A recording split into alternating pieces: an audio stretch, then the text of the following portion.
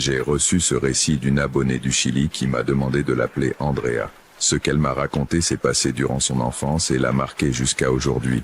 Si tu as grandi dans un petit village ou si tu as entendu des histoires de lutins ou de créatures du folklore local, fais-le moi savoir dans les commentaires ce qui se raconte dans ta région. J'adore connaître les légendes de différents endroits. Ce qu'Andrea a vécu à l'âge de 11 ans dans un village du sud du Chili lui a fait comprendre que certaines légendes ont des racines dans quelque chose de très réel.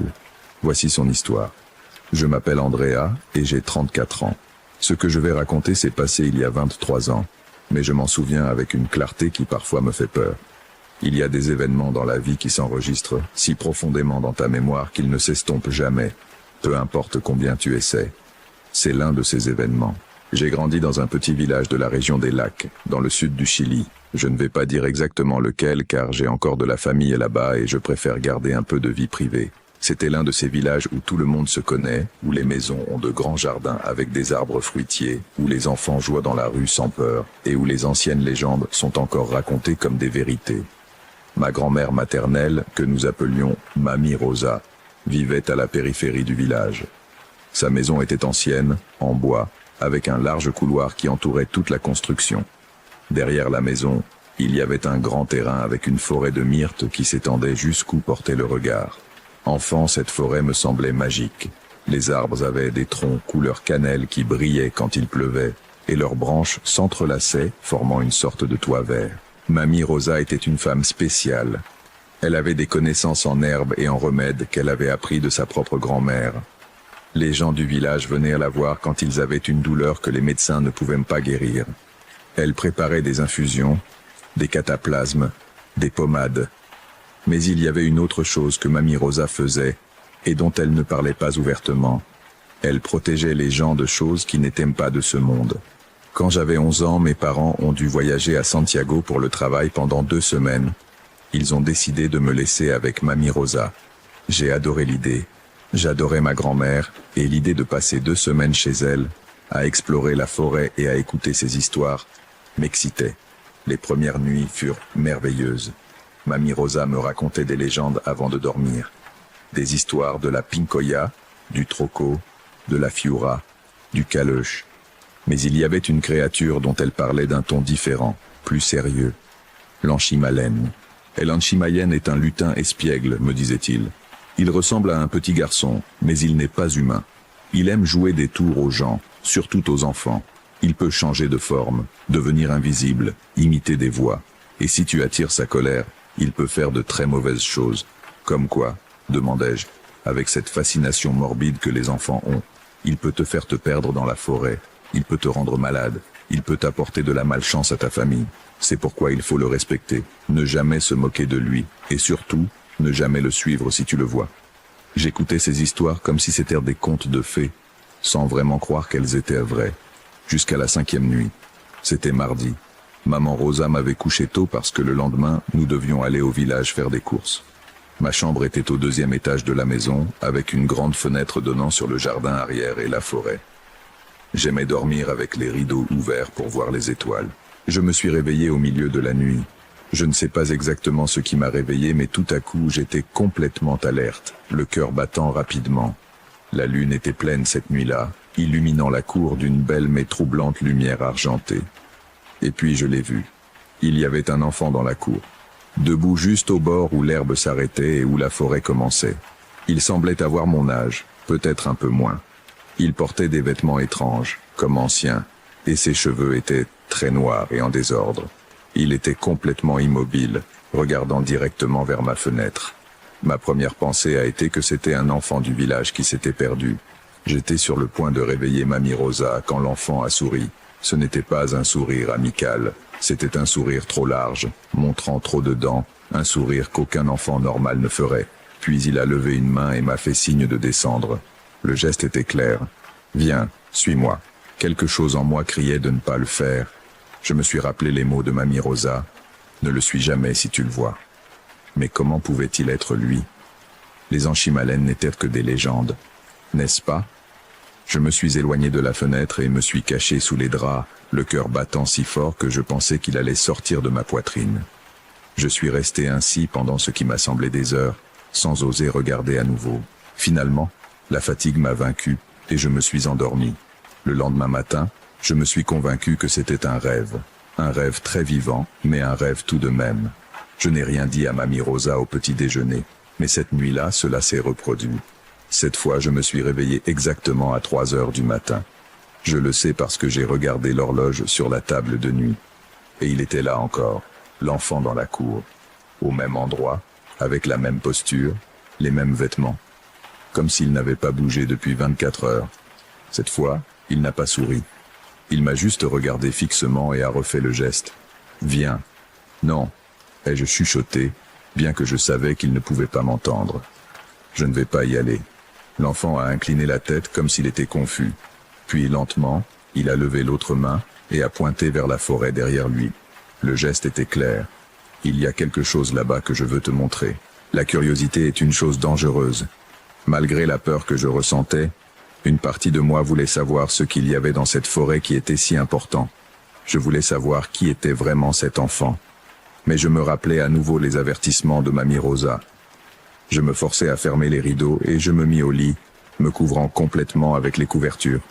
Alors j'entendis quelque chose qui me glaça le sang. Une voix, claire comme du cristal, venant de l'extérieur de ma fenêtre. « Andrea, descends. Je dois te montrer quelque chose d'important. » C'était la voix de Mamie Rosa. Exactement son ton, sa cadence, sa façon de parler. Mais Mamie Rosa dormait dans sa chambre au premier étage. Il était impossible qu'elle soit dehors. « Andrea, ma fille, j'ai besoin de ton aide. Descends maintenant. » Je savais que ce n'était pas elle. Ça ne pouvait pas être elle, mais l'imitation était parfaite. Même en m'appelant ma fille, comme elle le faisait toujours. Je me suis bouché les oreilles avec mes mains et j'ai commencé à prier le Notre Père. Quelque chose que Mamie Rosa m'avait appris à faire quand j'avais peur. Je l'ai récité encore et encore jusqu'à ce que la voix s'arrête. Quand j'ai enfin osé regarder à nouveau, la cour était vide. L'enfant était parti. Le lendemain matin, je suis descendu prendre le petit déjeuner avec de profondes cernes. Mamie Rosa m'a regardé avec inquiétude. « Tu n'as pas bien dormi, ma petite ?» J'ai hésité. Une partie de moi ne voulait pas l'inquiéter, mais une autre partie avait besoin de lui dire « Mamie Rosa, j'ai vu un enfant dans la cour, pendant les 2 dernières nuits, et hier soir, j'ai entendu ta voix m'appeler, mais je sais que ce n'était pas toi. » Le visage de Mamie Rosa est devenu pâle. Elle a laissé la tasse de thé qu'elle tenait sur la table avec des mains tremblantes. « Décris-moi l'enfant. » Je lui ai tout raconté, son apparence, son sourire étrange, comment il me faisait signe de le suivre, la voix imitant la sienne. Quand j'ai fini, Mamie Rosa est restée silencieuse pendant un long moment. Puis elle s'est levée et est allée dans sa chambre. Elle est revenue avec un petit sac en tissu rouge qui sentait les herbes. « C'est pour te protéger. Emporte-le toujours avec toi, même quand tu dors. Mets-le sous ton oreiller. C'est lui, n'est-ce pas? Le Hanchimalen? Oui, ma petite. Et il a posé ses yeux sur toi. Pourquoi? Qu'est-ce que j'ai fait? Tu n'as rien fait. Parfois, ces créatures choisissent simplement quelqu'un. Surtout des enfants. Ils aiment jouer et pour eux, nous sommes des jouets. La peur devait se refléter sur mon visage car Mamie Rosa m'a serré fort dans ses bras. Il ne te fera pas de mal tant que tu es dans cette maison. J'ai protégé cette propriété pendant des années. Mais tu ne peux pas le suivre. Peu importe ce qu'il te dit, ce qu'il te promet, quelle voie il utilise. Si tu le suis dans la forêt, tu ne reviendras pas. Que sont devenus les enfants qui l'ont suivi? Mamie Rosa n'a pas répondu directement. Il y a eu des cas, il y a de nombreuses années, des enfants qui se sont perdus dans la forêt et n'ont jamais été retrouvés, ou qui sont revenus, changés. Ils n'étaient plus les mêmes, comme si quelque chose en eux s'était brisé. Cette nuit-là, j'ai suivi les instructions de Mamie Rosa à la lettre. J'ai mis le petit sachet sous mon oreiller, j'ai prié avant de dormir, j'ai gardé les rideaux fermés. Je me sentais plus en sécurité, mais j'avais encore peur. Je me suis réveillé à 3 heures du matin précise. Il y avait quelque chose de différent dans l'air, une tension que je n'avais pas ressentie les nuits précédentes. Malgré les rideaux fermés, je pouvais sentir que quelque chose était dehors. Puis j'ai entendu des coups à la fenêtre. Tap, tap, tap. Doux au début, puis plus insistant. Andrea. Cette fois, la voix était différente. C'était la voix de ma mère. Andrea, mon amour, ouvre la fenêtre. Maman est là. Mes parents étaient à Santiago, c'était impossible. Andrea, s'il te plaît, j'ai besoin que tu m'aides. Ton papa a eu un accident, j'ai besoin que tu viennes avec moi maintenant. La terreur m'a paralysé. Même en sachant que cela ne pouvait pas être ma mère, l'idée que quelque chose soit arrivé à mon père me faisait vouloir ouvrir cette fenêtre. Andrea, si tu m'aimes, ouvre cette fenêtre tout de suite. Il y avait de la colère dans sa voix maintenant. Une rage qui commençait à filtrer à travers l'imitation parfaite. Je me suis accroché au sachet d'herbe de Mamie Rosa, et j'ai prié de toutes mes forces. Les coups à la fenêtre sont devenus violents. Ce n'était plus des tap tap tap, mais bang bang bang, comme si quelqu'un frappait le verre avec ses poings. La fenêtre tremblait à chaque coup. J'étais sûr qu'elle allait se briser. Ouvre cette fenêtre. La voix ne sonnait plus comme celle de ma mère. C'était quelque chose de guttural, inhumain, plein de fureur. Ouvre maintenant! J'ai crié. Je n'ai pas pu m'en empêcher. J'ai crié aussi fort que je pouvais. Quelques secondes plus tard, j'ai entendu des pas courir dans les escaliers. Mamie Rosa est entrée dans ma chambre avec une bougie allumée dans une main et un crucifix dans l'autre. Elle n'a pas ouvert les rideaux. Au lieu de cela, elle s'est tenue devant la fenêtre et a commencé à prier à voix haute. Ce n'était pas une prière normale. C'était quelque chose d'ancien, dans une langue que je ne reconnaissais pas. Latin peut-être, ou quelque chose de plus ancien. Les coups ont continué pendant toute la prière. Puis, abruptement, ils se sont arrêtés. Le silence qui a suivi était presque aussi terrifiant que le bruit. Mamie Rosa a attendu 5 minutes complètes avant d'ouvrir les rideaux avec précaution. La cour était vide. Mais sur le verre de la fenêtre, il y avait des marques, des empreintes de petites mains, comme celles d'un enfant. Mais les doigts étaient de trop longs, les ongles trop pointus. « Ça devient plus agressif », murmura Mamie Rosa. « Ce n'est pas bon. » Cette nuit-là, j'ai dormi dans la chambre de Mamie Rosa, blottie dans son lit pendant qu'elle restait éveillée à surveiller. Je n'osais pas demander ce qui se passerait si l'Anchimalen parvenait à entrer. Le lendemain, Mamie Rosa fit quelque chose que je n'avais jamais vu auparavant. Elle prit du gros sel et traça une ligne autour de toute la maison. Puis elle accrocha des bouquets d'herbes à chaque fenêtre et porte. Pendant qu'elle travaillait, elle murmurait constamment des prières. « Est-ce que ça va le garder dehors ?» demandai-je. « Ça va aider, mais ces créatures sont persistantes. Une fois qu'elles choisissent quelqu'un, elles ne renoncent pas facilement. Combien de temps cela va-t-il durer ? Je ne sais pas, ma fille. Parfois, elles se fatiguent et cherchent quelqu'un d'autre. Parfois, elles restent.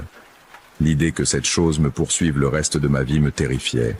Les nuits suivantes furent une torture. L'Anchimalen revenait chaque nuit à 3 heures du matin précise.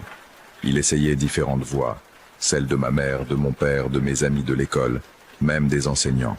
Une nuit, il utilisa la voix de ma meilleure amie Camilla, pleurant et disant qu'elle était perdue dans les bois et avait besoin d'aide. C'était peut-être la plus difficile à ignorer. Mais je n'ai jamais ouvert cette fenêtre. Je ne suis jamais descendu dans la cour. Je m'accrochais au petit sac de Mamie Rosa et je priais jusqu'à ce que le soleil se lève. Le 7e jour, quelque chose a changé. Cette nuit-là, quand je me suis réveillé à 3 heures du matin, je n'ai pas entendu de coups à la fenêtre. Je n'ai pas entendu de voix. Il n'y avait que du silence. J'ai osé regarder par la fente des rideaux. L'enfant était là, mais cette fois, il n'était pas debout au même endroit. Il était plus près de la maison, presque directement sous ma fenêtre. Et il n'était pas seul. Il y avait d'autres figures avec lui. Petites, d'environ sa taille. 5, 6, peut-être 7. Toutes vêtues de vêtements anciens et étranges. Toutes regardant vers ma fenêtre. Et toutes avaient le même sourire trop large. L'enfant original, du moins celui que je supposais être l'original, leva à nouveau la main. Mais cette fois, il ne me fit pas signe de descendre. Il pointa simplement les autres figures, puis lui-même, et ensuite la forêt. Le message était clair. Regarde combien nous sommes. Regarde combien nous avons amené dans la forêt. Je me suis éloigné de la fenêtre, me sentant nauséeux. Étaient-ce ces autres enfants que j'avais suivis au Anchimalen? Les enfants perdus dont Mamie Rosa avait parlé? Le matin suivant, j'ai raconté à Mamie Rosa ce que j'avais vu. Son expression devint grave. Il essaie de t'intimider, de te faire sentir que tu n'as d'autre choix que de céder. Mais tant que tu restes fort, tant que tu restes à l'intérieur de la maison et des protections, il ne peut pas te toucher. Quand va-t-il partir? Tes parents reviennent dans 4 jours. Quand tu partiras d'ici, je perdrai probablement de l'intérêt. Ils suivent rarement quelqu'un en dehors de leur territoire. Ces 4 jours ont été les plus longs de ma vie. Chaque nuit, l'Anchimalen et ses compagnons apparaissaient, parfois dans la cour, parfois plus près. Une nuit, je les ai vus collés contre les fenêtres du premier étage, regardant à l'intérieur avec leur visage pressé contre le verre. Mamie Rosa a dû brûler des herbes spéciales pour les éloigner. Mais ils n'ont jamais réussi à entrer. Les protections de Mamie Rosa ont fonctionné. Finalement, mes parents sont revenus. Quand je leur ai raconté ce qui s'était passé, ils ne m'ont pas complètement cru. Ils ont pensé que j'avais fait des cauchemars, que mon imagination s'était déchaînée avec les histoires de Mamie Rosa. Mais Mamie Rosa leur a montré les marques sur les fenêtres, les bougies consumées, l'état d'épuisement dans lequel nous étions toutes les deux. Quelque chose sur son visage leur a fait croire, même s'ils ne le voulaient pas. Je ne suis jamais retourné seul chez Mamie Rosa. Quand je lui rendais visite, c'était toujours avec mes parents, et jamais la nuit. Mamie Rosa est morte quand j'avais 18 ans. Dans son testament, elle a laissé la maison à ma mère, mais avec une condition. Elle devait être protégée avec les mêmes bénédictions et rituels qu'elle avait utilisés. Ma mère, qui avait alors commencé à croire davantage en ces choses, a respecté ses souhaits. Elle a engagé une femme du village qui connaissait les rituels pour les effectuer régulièrement. Maintenant, j'ai 34 ans. Je me suis installé à Santiago il y a une décennie et j'ai construit une vie complètement différente. Mais je n'ai jamais oublié ces 2 semaines dans la maison de Mamie Rosa. Et bien que j'essaie de me convaincre que c'était il y a longtemps, que je suis en sécurité maintenant, il y a des signes qui me font douter. Parfois, lorsque je rends visite à ma famille dans le sud, quand je passe près de ce village, je sens une présence. Comme si quelque chose m'observait depuis les forêts. Et dans mes rêves, je vois parfois cet enfant, debout dans une forêt sombre, souriant avec ce sourire trop large, faisant des signes pour que je m'approche. Je ne le fais jamais, même pas dans mes rêves. Mais je sais qu'il est toujours là, en attendant, patient d'une manière que seules les créatures anciennes peuvent être patientes. Et je me demande si un jour, quand je serai vieille et que ma volonté sera faible, je le suivrai enfin dans cette forêt. J'espère que non. J'espère que les protections de Mamie Rosa me garderont en sécurité même après sa mort. Mais dans les nuits sombres, quand le vent souffle fort et que j'entends des bruits étranges dehors de ma fenêtre, je ne suis pas complètement sûr. Le folklore existe pour une raison. Les légendes se racontent parce qu'elles portent des vérités que nous avons oubliées, ou que nous préférons ne pas nous rappeler. L'Anchimalène est réel. Les forêts anciennes ont des secrets, et certaines choses qui semblent être des enfants ne le sont définitivement pas.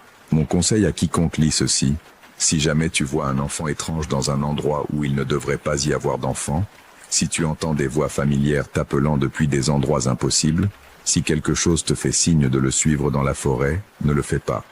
Ferme la porte, ferme la fenêtre, prie si tu sais comment, et ne regarde pas en arrière, car une fois que l'Anchimalène pose ses yeux sur toi, il ne te laisse jamais vraiment partir. Il attend juste, et attend, et attend. Ainsi se termine le témoignage d'Andrea. Elle m'a écrit qu'elle vit encore avec la peur qu'un jour cette créature essaie de l'emporter à nouveau. Si tu connais des légendes similaires de ta région ou si tu as eu des rencontres avec des créatures du folklore local, partage-le dans les commentaires. De nombreuses cultures ont des histoires de lutins ou d'esprits qui emportent des enfants, et je me demande toujours combien de ces histoires sont basées sur des expériences réelles. Merci d'avoir écouté. Abonne-toi si tu veux plus d'histoires comme celle-ci, et souviens-toi, toutes les légendes ne sont pas que des contes. Repose-toi bien, et garde tes fenêtres bien fermées.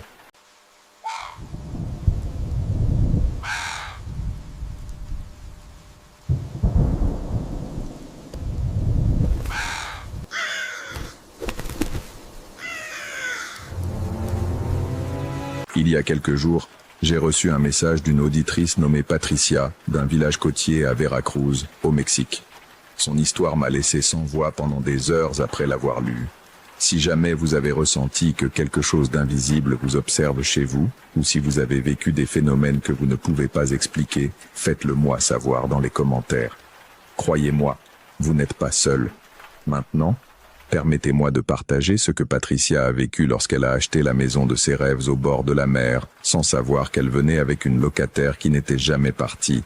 Je m'appelle Patricia, j'ai 45 ans, et je suis enseignante en primaire. Pendant 20 ans, j'ai vécu à Mexico, économisant chaque peso que je pouvais avec un seul objectif, acheter une maison face à la mer lorsque je prendrais ma retraite. Mais en 2022, lorsque ma mère est tombée malade et avait besoin d'un climat plus chaud, j'ai décidé d'anticiper ce rêve et de déménager à Veracruz. J'ai trouvé la maison parfaite dans un petit village appelé Boca del Rio. C'était une maison ancienne, des années 40, à 2 étages avec des balcons en fer forgé, des sols en mosaïque d'origine, et le meilleur de tout, elle se trouvait à seulement 50 mètres de la plage. Le prix était incroyablement bas pour ce qu'elle offrait, presque suspectement bas, mais l'agent immobilier m'a expliqué que l'ancienne propriétaire était décédée sans héritier et que la banque voulait la vendre rapidement. J'aurais dû enquêter davantage. J'aurais dû demander pourquoi une maison si belle était restée vide pendant 3 ans. J'aurais dû écouter lorsque la voisine d'à côté, Madame Amparo, a essayé de me prévenir le jour de mon déménagement. Mais j'étais tellement excité, tellement heureuse d'avoir enfin ma maison à la plage, que j'ai ignoré les signes. Je me suis installé en mars 2022 avec ma mère, qui avait 72 ans et souffrait d'arthrite sévère. Le climat chaud de Veracruz lui ferait du bien, les médecins l'avaient confirmé. J'ai engagé une dame locale, Refugio, pour venir 3 fois par semaine aider avec le ménage et s'occuper de ma mère pendant que je travaillais dans une école proche. Les premiers jours étaient merveilleux. Se réveiller avec le son des vagues, prendre le petit déjeuner sur le balcon en regardant l'océan, sentir la brise marine sur mon visage. C'était tout ce que j'avais rêvé. Mais ensuite, les choses étranges ont commencé. Le premier signe a été l'odeur. Parfois, sans raison apparente, toute la maison se remplissait d'un parfum doux, écœurant, comme des gardenias mélangés avec quelque chose d'autre, quelque chose que je ne pouvais pas identifier. Au début, je pensais que cela venait des jardins des voisins, mais l'odeur était plus forte à l'intérieur de la maison qu'à l'extérieur. C'est elle, a dit Refugio la première fois que je l'ai mentionnée. Elle aimait les gardenias. Qui? Doña Soledad, la dame qui vivait ici avant. Ah, la propriétaire précédente. Tu l'as connue? Refugio acquiesça, mais ne dit rien de plus. Je vis quelque chose dans ses yeux, quelque chose comme de la peur ou du respect, mais quand je lui posai la question directement, il changea de sujet. Le deuxième signe fut ma mère. Maman commença à parler de la dame en robe blanche qui la visitait la nuit. Au début, je pensais que c'était ses médicaments qui causèrent de la confusion, ou peut-être le début de la démence. Mais elle insistait, avec une clarté qui m'inquiétait. Elle vient toutes les nuits, Patricia. Elle s'assoit dans le rocking chair près de la fenêtre et me regarde. Elle ne dit rien, elle me regarde juste. Maman, il n'y a pas de rocking chair dans ta chambre. Si, il y en a un, il est juste là. Elle désignait le coin vide près de la fenêtre. J'ai parlé à son médecin. Il m'a dit que cela pouvait faire partie du processus de vieillissement, que les hallucinations visuelles n'étaient pas rares chez les personnes âgées, surtout avec le changement d'environnement. Mais ensuite, j'ai commencé à entendre des choses, des pas, à l'étage, quand j'étais en bas, quand ma mère dormait, quand Refugio était déjà parti, le craquement distinct des planchers en bois du 2e étage, pas lent, délibéré, comme quelqu'un marchant d'une pièce à l'autre. La première fois que je l'ai entendu, j'ai pris un couteau de la cuisine et je suis monté les escaliers, mon cœur battant si fort que je pouvais l'entendre. J'ai vérifié chaque pièce, toute vide, toutes les fenêtres fermées, personne. Mais les pas continuaient. Presque toutes les nuits, j'ai commencé à enquêter sur la maison. Je suis allé à la bibliothèque locale et j'ai cherché dans de vieux fichiers. J'ai parlé avec des voisins âgés. Et peu à peu, j'ai reconstitué l'histoire de Soledad Montoya. Soledad avait vécu dans cette maison pendant 60 ans.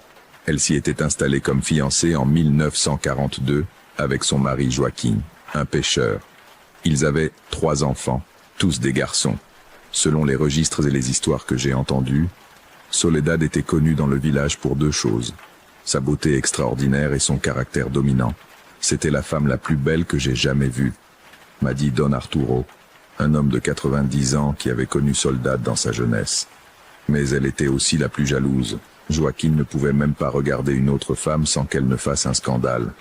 Les enfants de Soledad ont grandi et sont partis, un par un, dès qu'ils le pouvaient. Les 3 ont déménagé loin, dans d'autres États, et selon ce qu'on m'a dit, aucun d'eux n'est revenu la visiter fréquemment.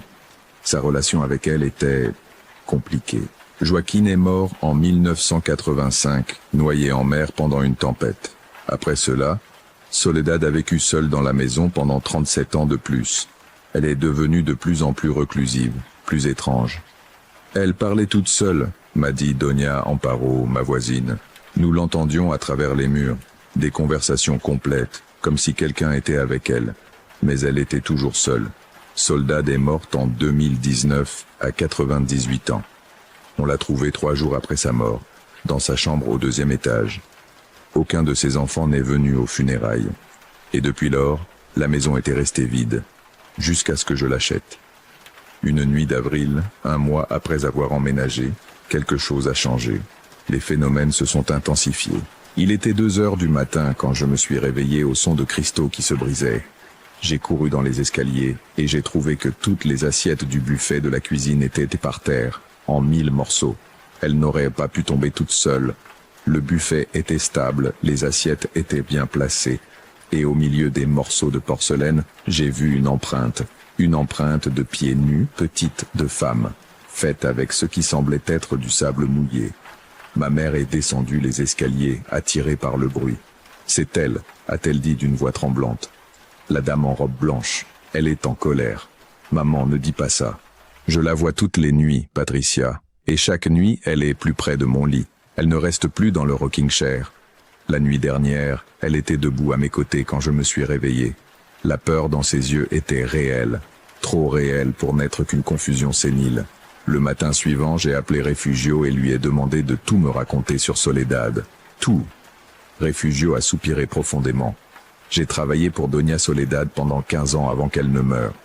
C'était une femme difficile, très contrôlante. Cette maison était son royaume et elle était la reine absolue. Personne ne pouvait rien déplacer sans sa permission. Personne ne pouvait rien changer. Et que s'est-il passé quand elle est morte? Avant de mourir, elle m'a dit quelque chose.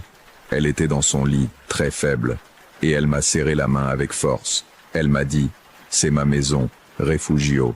Ce sera toujours ma maison. Et quand je partirai, je ne partirai pas vraiment. Je resterai pour m'assurer que personne ne la ruine, que tout reste comme cela doit être. » Un frisson m'a parcouru. Penses-tu que... Je pense que Madame Soledad a tenu sa promesse. C'est pourquoi la maison est restée vide si longtemps. D'autres familles ont essayé de vivre ici après sa mort. Aucune n'a duré plus de 2 mois. Toutes sont parties à cause des mêmes phénomènes que vous êtes en train d'expérimenter. Pourquoi ne me l'as-tu pas dit plus tôt? Refugio baissa les yeux. Parce que j'avais besoin du travail, et je pensais que peut-être avec vous ce serait différent. Peut-être que Madame Soledad accepterait une femme seule, quelqu'un qui prendrait bien soin de la maison. Cette nuit-là, j'ai décidé d'affronter la situation. Si Soledad était dans ma maison, je lui parlerais. Je suis monté au 2e étage à 11 heures du soir. Je suis allé directement dans ce qui avait été sa chambre, maintenant ma chambre d'hôte. Je me suis tenu au centre de la pièce et j'ai parlé à voix haute. Madame Soledad, si vous êtes ici, j'ai besoin que vous m'écoutiez. J'ai acheté cette maison légalement. Elle est à moi maintenant. Je respecte que vous ayez vécu ici pendant de nombreuses années, mais vous devez me laisser vivre en paix. C'est ma maison maintenant. Silence. J'ai attendu 5 minutes. Rien. Je me suis senti idiote à lui parler dans le vide. J'étais sur le point de partir quand la température a chuté drastiquement. J'ai pu voir ma respiration se condenser devant moi. Et puis je l'ai vue. Au début, ce n'était qu'une ombre, une obscurité plus dense dans le coin de la pièce. Mais elle a commencé à prendre forme. Une silhouette de femme, grande, mince, avec une longue robe qui semblait flotter. Je ne pouvais pas voir ses traits faciaux clairement. Tout était flou, comme si je la regardais à travers de l'eau. Mais je pouvais sentir ses yeux, fixés sur moi, m'évaluant. C'est ma maison. La voix venait de partout et de nulle part. Elle n'était pas forte, mais résonnait dans mes os. Ma maison, personne d'autre. Plus maintenant, réussis-je à dire, bien que ma voix tremblait. Vous êtes morte. Vous devez avancer. La silhouette s'est approchée, rapidement, trop rapidement. Tout à coup, elle était à quelques centimètres de mon visage. L'odeur de gardénia était écrasante, mélangée à quelque chose de pourri, comme de la viande en décomposition. Je ne vais pas partir. Jamais. Cette maison est à moi. Ta mère le sait. Elle me voit. Elle comprend. Bientôt tu comprendras aussi. Et il a disparu. Je suis resté tremblant dans cette pièce pendant plusieurs minutes avant de pouvoir bouger. Quand je suis descendu, ma mère était dans le salon, en train de pleurer. Elle est très en colère, Patricia. Elle dit qu'elle ne veut pas que nous soyons ici, que nous devons partir ou quelque chose de mauvais va se passer. Le lendemain, j'ai contacté un prêtre. Le père Ramirez est venu cet après-midi-là. Je lui ai tout raconté. Il n'avait pas l'air surpris. J'ai entendu des histoires sur cette maison, a-t-il dit. Plusieurs de mes paroissiens m'ont mentionné des phénomènes étranges ici au fil des ans. Pouvez-vous m'aider? Je peux bénir la maison, mais vous devez comprendre, Madame Patricia, que si l'esprit est très attaché à cet endroit, Si sa volonté est très forte, une simple bénédiction pourrait ne pas suffire. Le père Ramirez a béni chaque pièce de la maison, a aspergé d'eau bénite, a prié des prières de protection. Toute la cérémonie a duré 2 heures. Ça devrait aider, dit-il en terminant. Mais si les phénomènes continuent, appelez-moi immédiatement. Cette nuit-là, j'ai mieux dormi que depuis des semaines. Je n'ai pas entendu de pas. Je n'ai ressenti aucune présence. Ma mère n'a pas non plus signalé de visite. Je pensais que c'était fini. Mais 2 nuits plus tard, tout a empiré. Je me suis réveillé en entendant ma mère crier. J'ai couru dans sa chambre et je l'ai trouvée dans le coin, recroquevillée, pointant son lit. Elle est dans mon lit. Elle est allongée dans mon lit. J'ai regardé le lit. Je n'ai rien vu. Mais j'ai ressenti le poids. Je l'ai vu enfoncer, comme si quelqu'un était allongé là. Et puis j'ai entendu le rire. Un rire de femme, moqueur, froid. Ma mère a eu une crise de panique si sévère que j'ai dû l'emmener à l'hôpital. Les médecins m'ont recommandé de considérer de la déménager dans un endroit plus calme, que le stress pourrait lui causer une crise cardiaque. J'étais dans une impasse. J'avais investi toutes mes économies dans cette maison. Je ne pouvais tout simplement pas partir, mais je ne pouvais pas non plus mettre en danger la santé de ma mère. Refugio m'a donné le nom d'une femme. Doña Catalina. Elle sait ces choses. Des choses que l'Église ne peut pas gérer. Doña Catalina était une guérisseuse, une femme d'environ 60 ans, avec des yeux perçants et des mains pleines d'anneaux en argent. Elle est venue chez moi un mardi après-midi. Elle a parcouru chaque pièce lentement, touchant les murs, sentant l'air, murmurant des choses que je n'ai pas pu comprendre. Quand elle a terminé, elle s'est assise avec moi dans le salon. « C'est difficile », a-t-elle dit. « Très difficile. Cet esprit est ici depuis trop longtemps. Il s'est enraciné dans cette maison. Il fait maintenant partie de la structure. Que puis-je faire? Il y a 2 options. 1, tu t'en vas. Tu vends la maison et tu t'en vas. 2, tu fais un accord avec elle. Un accord? Avec un fantôme? Avec un esprit, oui. Elle était humaine autrefois. Elle avait des désirs, des besoins, des peurs. Si tu peux trouver ce qu'elle veut, peut-être pourras-tu négocier. Que veut-elle? Doña Catalina ferma les yeux. Du contrôle, du respect. Qu'on se souvienne d'elle. Soledad est morte seule, oubliée par ses enfants, sans personne pour vraiment lui manquer. Cela l'a amère, cela l'a fait s'accrocher à la seule chose qu'elle avait, cette maison. Alors que dois-je faire? Fais-lui un hôtel, mets sa photo si tu peux en trouver une. Des fleurs fraîches, surtout des gardénias. Une bougie blanche, toujours allumée. Et parle-lui, dis-lui que tu la respectes, que tu honores sa mémoire, que tu prendras soin de sa maison. Mais établis aussi des limites. Dis-lui qu'elle peut rester, mais qu'elle ne peut pas terroriser ta famille. Cela semblait absurde, mais elle était désespérée. J'ai trouvé une photographie de Soledad dans les archives du journal local. C'était de son mariage, 1942. Elle était belle, comme tout le monde l'avait dit. Cheveux noirs ondulés, yeux intenses, sourire énigmatique. J'ai fait l'hôtel dans le salon, dans un coin tranquille. J'ai mis sa photographie, acheté des gardenias frais, allumé une bougie blanche. Et j'ai parlé. Madame Soledad, je sais que c'était votre maison pendant de nombreuses années. Je sais que vous l'aimiez. Je l'aime aussi. Je ne veux rien détruire de ce que vous avez construit ici. Je veux en prendre soin, la garder belle. Mais j'ai besoin que vous me laissiez vivre en paix. Ma mère est malade. Elle a besoin de tranquillité. S'il vous plaît, si vous pouvez m'entendre, trouvez aussi la paix. Il ne s'est rien passé immédiatement. Mais cette nuit-là, pour la première fois en semaine, ma mère a dormi sans crier. Les jours suivants furent plus calmes. Les phénomènes ne s'arrêtèrent pas complètement, mais ils diminuèrent. J'entendais encore des pas de temps en temps. Parfois, je sentais les gardenias sans raison. Mais il n'y avait plus de plats cassés, ni d'apparitions terrifiantes, ni de présence menaçante dans le lit de ma mère. J'ai développé une routine. Chaque matin, je changeais l'eau des gardenias sur l'autel. Chaque nuit, j'allumais une nouvelle bougie. Et je parlais avec Soledad. Je lui racontais ma journée, les choses que je réparais dans la maison, les projets que j'avais. C'était étrange, mais ça fonctionnait. Ma mère a commencé à aller mieux. Elle a cessé de voir la dame en robe blanche, ou du moins, elle a cessé d'avoir peur d'elle. Elle n'est plus menaçante, m'a-t-elle dit une nuit. Maintenant, elle m'observe juste, comme une gardienne. Je pense qu'elle voulait juste s'assurer que nous prenions bien soin de sa maison. Cela fait 2 ans que j'ai emménagé. Je vis toujours ici. Ma mère va beaucoup mieux. Son arthrite s'est améliorée avec le climat chaud. La maison est magnifique. Je l'ai restaurée avec soin, en respectant son architecture d'origine. Et Soledad? est toujours ici. Je sais qu'elle est toujours ici. Je sens sa présence, surtout la nuit. Mais elle n'est plus terrifiante. C'est plus comme une présence vigilante. Refugio m'a dit il y a quelques semaines que d'autres personnes dans le village commentent que la maison a l'air différente maintenant. Plus vivante, plus heureuse. C'est parce que vous et Doña Soledad êtes en paix, m'a-t-il dit. Elle a trouvé quelqu'un qui respecte sa mémoire. Et vous avez trouvé une façon de vivre avec le passé sans qu'il vous consume. Parfois, quand je suis seul à la maison le soir, je m'assois près de l'autel et je raconte à Soledad ma journée. Je lui montre des photos des réparations que j'ai faites, de la façon dont j'ai pris soin de son jardin. Et je jure que parfois, juste parfois, je ressens quelque chose comme de l'approbation. Une chaleur qui n'est pas physique. Une présence qui ne me fait plus peur. Je ne sais pas si c'est sain. Ma sœur qui vit au Mexique pense que je suis folle. Tu parles à un fantôme, Patricia. Tu as besoin de thérapie, pas de bougies et de fleurs. Peut-être qu'elle a raison.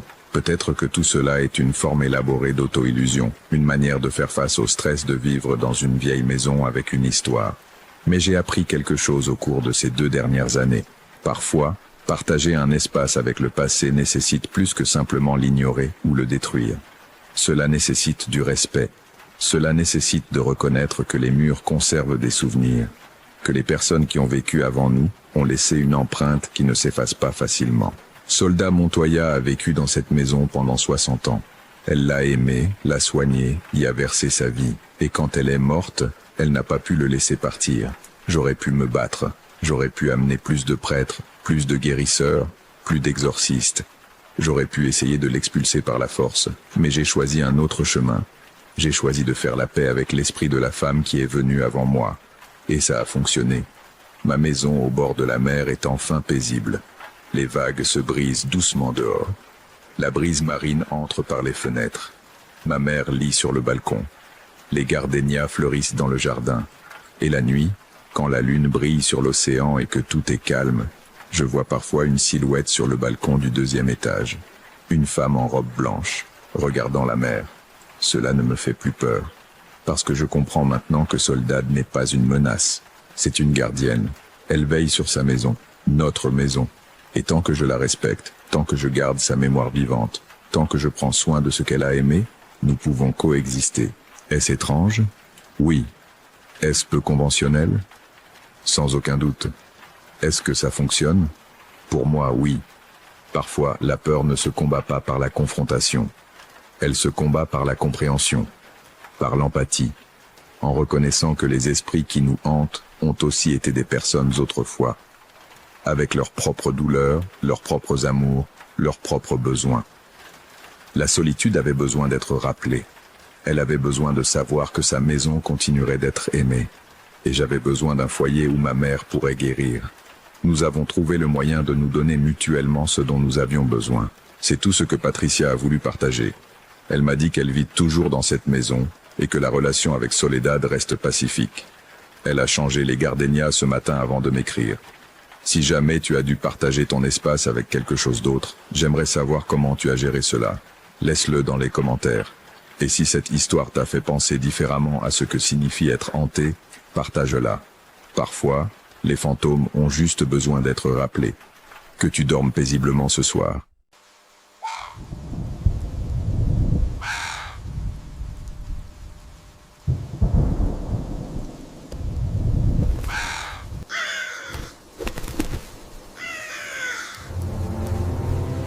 Un suiveur m'a écrit depuis un village dans les montagnes du Mexique avec quelque chose qu'il garde secret depuis des années. Il m'a demandé d'utiliser un faux nom pour des raisons que vous comprendrez bientôt. Si vous avez également une expérience étrange que vous devez partager, laissez-la dans les commentaires ou envoyez-la moi directement. Parfois, raconter ces choses aide à les traiter. Le nom que nous utiliserons est Roberto, et ce qu'il a vécu à l'âge de 17 ans l'a marqué d'une manière qu'aucun thérapeute n'a pu expliquer. Préparez-vous, car cette histoire aborde des sujets que beaucoup préfèrent ne pas mentionner. Je m'appelle Roberto, bien que ce ne soit pas mon vrai nom. J'ai 34 ans maintenant, mais ce que je vais raconter s'est passé quand j'avais 17 ans. Cela fait presque 2 décennies, et je me réveille encore certaines nuits avec le cœur battant, me remémorant ces mois. Je ne l'avais jamais raconté en entier, même pas à ma femme. mais j'ai l'impression que je dois le sortir, que peut-être en le partageant, je pourrais enfin le laisser partir. J'ai grandi dans un petit village dans la Sierra Madre, au Mexique. Je ne vais pas dire exactement où, mais c'était l'un de ces endroits où tout le monde se connaît, où les vieilles traditions comptent encore plus que toute modernité, où les gens croient encore en des choses qui en ville te feraient traiter de superstitieux pour les mentionner. Ma famille, elle était normale. Mon père travaillait dans une scierie, ma mère tenait une épicerie. J'étais l'aîné de 3 frères et sœurs. J'étais un bon élève. Je jouais au football le week-end, j'avais des amis. Une vie ordinaire. Mais il y avait quelque chose qui me rendait différent et que j'essayais de cacher. Je pouvais voir des choses. Depuis enfant, je voyais des ombres que les autres ne voyaient pas. J'entendais des chuchotements quand il n'y avait personne à proximité. Au début, je l'ai dit à ma mère, mais elle a eu tellement peur qu'elle m'a emmené chez le curé du village. Le père Martin m'a dit de prier et de ne pas faire attention à ces visions, que c'était des tours du diable. Alors j'ai appris à me taire, à faire semblant que rien ne se passait. Avec les années, j'ai développé une sorte de mécanisme de défense mentale. Quand je voyais quelque chose d'étrange, je détournais simplement le regard. Quand j'entendais des voix, je mettais des écouteurs. Cela a fonctionné pendant longtemps, jusqu'à ce que je rencontre Valeria. Valeria est arrivée au village en septembre 2007. Elle avait mon âge, 17 ans. Sa famille avait déménagé de Guadalajara parce que son père avait trouvé un emploi comme comptable dans la municipalité. Elle était belle, avec de longs cheveux noirs jusqu'à la taille, des yeux foncés et un sourire qui illuminait n'importe quelle pièce. Mais il y avait quelque chose de plus en elle, quelque chose que je pouvais sentir mais que je ne pouvais pas expliquer. Nous sommes devenus amis presque immédiatement. Nous allions à la même école, nous partagions quelques cours. J'aimais être près d'elle car quand nous étions ensemble, les ombres que je voyais normalement semblaient reculer. Je me sentais plus léger, plus normal. Un mois après nous être rencontrés pendant une pause entre les cours, Valeria me posa une question que personne ne m'avait jamais posée auparavant. « Toi aussi, tu les vois, n'est-ce pas ?» Je restais figé. J'essayais de faire semblant de ne pas comprendre, mais elle mit sa main sur la mienne. « Tu n'as pas besoin de mentir avec moi, Roberto. Moi aussi, je vois des choses. Je les ai toujours vues. » C'était comme si quelqu'un retirait un poids énorme de mes épaules. Pour la première fois depuis des années, je parlais honnêtement de ce qui m'arrivait. Valeria comprenait tout. Elle voyait la même chose que moi, peut-être même plus. Elle m'expliqua que certaines personnes naissent avec cette sensibilité, que c'est comme avoir un 6e sens pour ce qui existe au-delà du voile du visible. Ma grand-mère était comme ça, me dit-elle. Elle m'a appris qu'il ne faut pas en avoir peur, il faut juste le respecter. Le monde spirituel existe en parallèle au nôtre. La plupart des gens ne peuvent pas le percevoir, mais nous, si. Nous avons commencé à passer tout notre temps libre ensemble. Elle m'a appris des choses que sa grand-mère lui avait enseignées.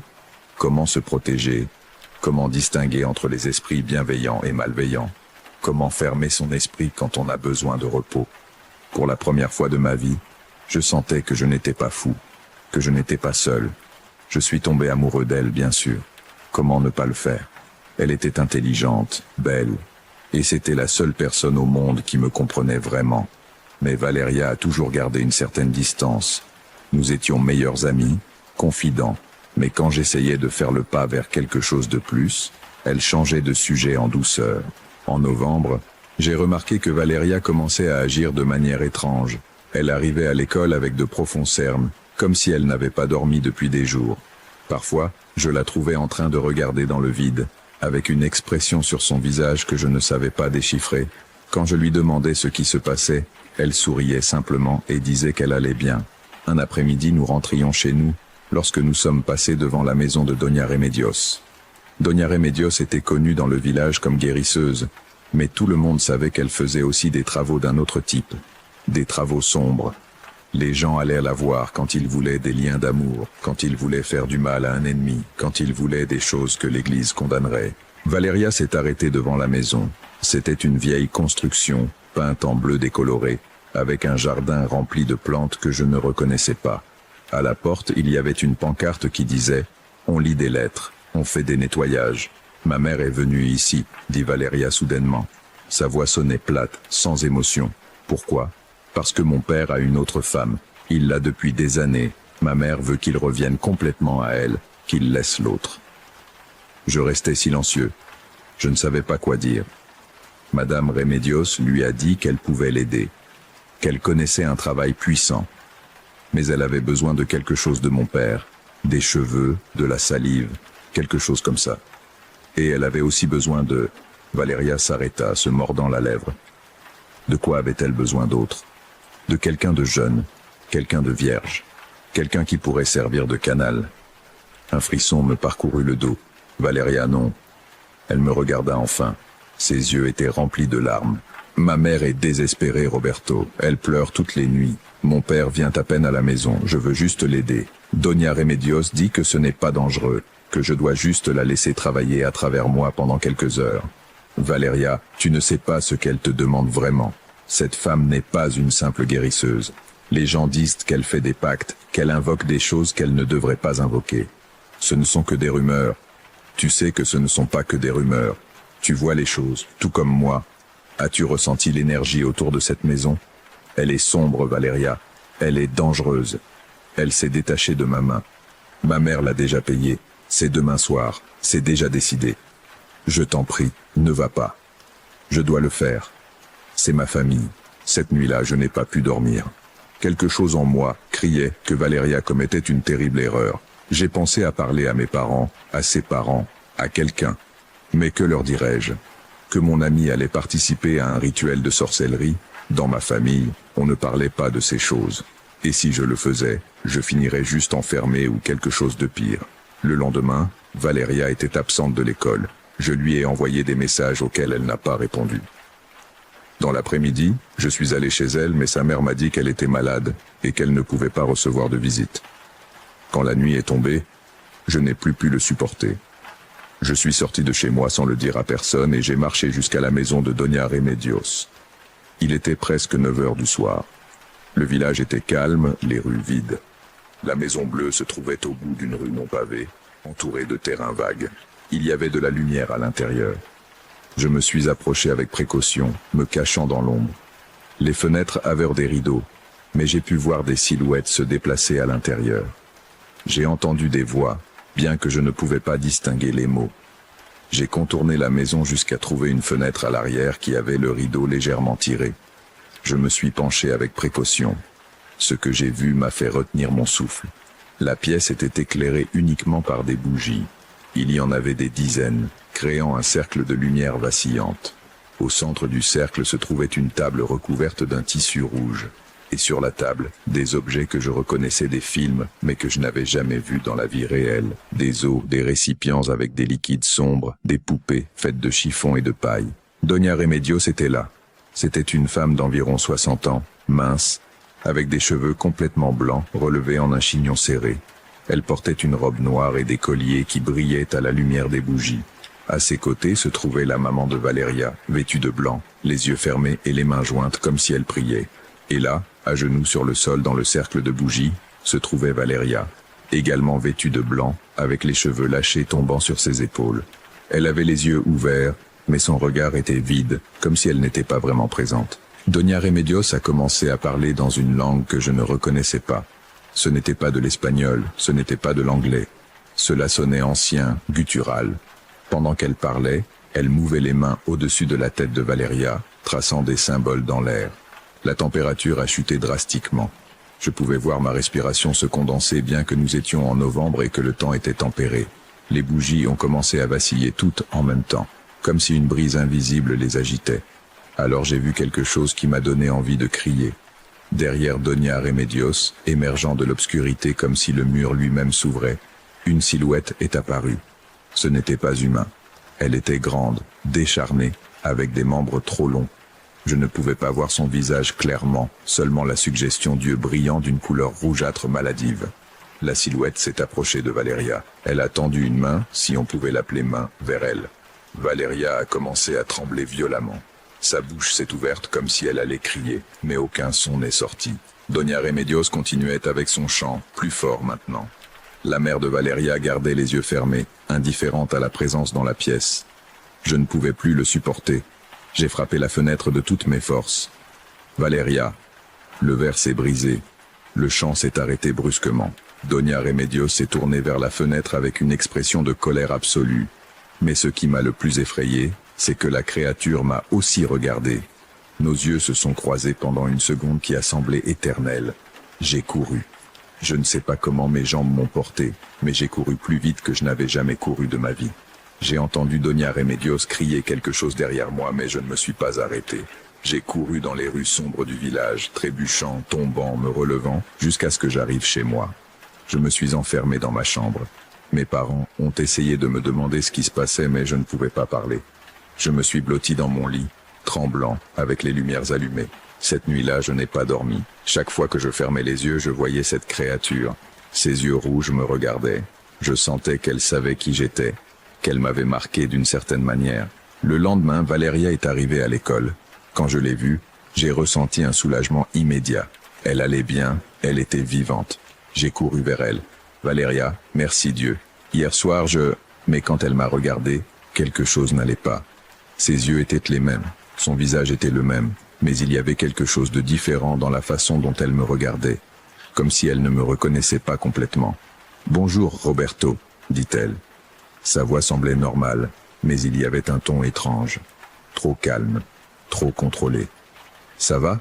Je suis allé chez Doña Remedios hier soir, j'ai vu... »« Je ne sais pas de quoi tu parles », m'interrompit-elle. « J'ai été malade chez moi toute la nuit.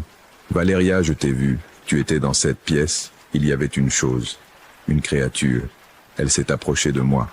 Elle a mis une main sur mon épaule et m'a regardé droit dans les yeux. Quand elle a parlé, sa voix n'était qu'un murmure. « Oublie, Roberto, oublie ce que tu as vu, pour ton propre bien. » Elle se retourna et s'éloigna, me laissant debout au milieu de la cour de l'école, avec plus de questions que de réponses. Au cours des semaines suivantes, Valeria changea. C'était subtil au début. De petites choses. Elle ne voulait plus parler des choses que nous voyions. Quand je lui demandais ce qui s'était passé cette nuit-là, elle changeait de sujet. Elle commença à s'éloigner de moi, à passer du temps avec d'autres personnes. Mais ce qui était le plus étrange, c'était ce que je percevais autour d'elle. Cette obscurité que j'avais ressentie chez Doña Remedios la suivait maintenant. C'était comme une ombre qui ne correspondait pas à son corps, qui se déplaçait de manière indépendante. Parfois, quand je la regardais du coin de l'œil, je jurais voir quelque chose se mouvoir derrière elle, quelque chose de grand et de mince. J'ai essayé de l'avertir. Un après-midi, je l'ai rattrapée après les cours. « Valeria, quelque chose ne va pas, je peux le voir. Il y a quelque chose avec toi, quelque chose que tu as apporté de cette nuit-là. » Elle me regarda avec une expression que je n'avais jamais vue sur son visage. Froide, calculatrice. « Tu ne sais pas de quoi tu parles. »« Oui, je sais. Et toi aussi, tu le sais. Cette chose, celle que Madame Remedios a invoquée, est restée avec toi. Elle utilise ton corps comme... »« Ça suffit, » dit-elle, d'une voix qui n'était pas complètement la sienne. Il y avait un écho en elle, comme si deux personnes parlaient en même temps. « Éloigne-toi de moi, Roberto. Ne te mêle pas de choses que tu ne comprends pas. » C'était la dernière vraie conversation que nous avons eue. Les changements chez Valeria se sont accélérés. En décembre, elle avait perdu beaucoup de poids. Sa peau avait une teinte grisâtre. Elle manquait souvent les cours. Quand elle y allait, je la voyais assise au fond de la salle, regardant dans le vide, remuant les lèvres comme si elle parlait à quelqu'un que personne d'autre ne pouvait voir. Ses parents l'ont emmenée chez des médecins. Ils n'ont rien trouvé de physiquement anormal. Alors, ils l'ont amenée chez des psychologues. Elle a été diagnostiquée avec une dépression, de l'anxiété. On lui a prescrit des médicaments qu'elle ne prenait pas. Je l'observais de loin. Ça me faisait mal de la voir se détériorer ainsi. J'ai essayé de parler à sa mère, d'insinuer que peut-être ce qu'ils avaient fait chez Doña Remedios avait quelque chose à voir. Mais elle ne voulait pas écouter. Elle m'a dit que j'étais fou, que je la laissais tranquille. J'ai essayé d'aller voir le père Martin, le prêtre du village. Je lui ai tout raconté, espérant qu'il pourrait aider.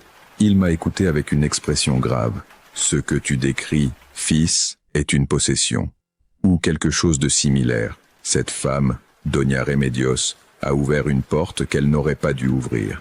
Et maintenant, quelque chose de l'autre côté utilise ton ami. Peut-il l'aider, père? Peut-il faire un exorcisme ou quelque chose comme ça?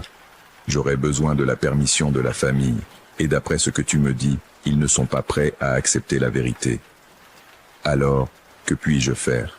Le père Martin me regarda avec tristesse. Prie pour elle, fils, et protège-toi. Si cette entité sait que tu peux la voir, que tu as interrompu son rituel, Tu pourrais être la prochaine cible. » Ces paroles me terrifièrent. Mais il avait raison. Depuis cette nuit-là, j'avais aussi remarqué des changements. Je voyais plus d'ombre qu'avant. J'entendais des chuchotements constants. Et parfois, au petit matin, je ressentais une présence dans ma chambre.